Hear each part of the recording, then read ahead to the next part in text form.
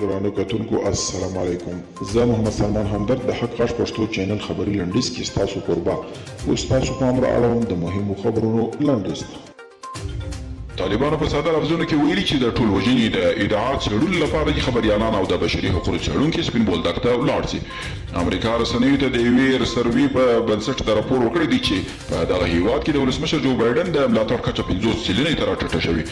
راپور کاږي چې په دغه سروې کې د جولای له 8 نیټې څخه تر 21 نیټې پورې له 1009 امریکایانو څخه د بایډن په اړه د نظر پوښتنې شوې دي. له تاجکستان وروسته پاکستان هم د افغانستان په څېر متحده دمي پوځیان ځای پر ځای کړل.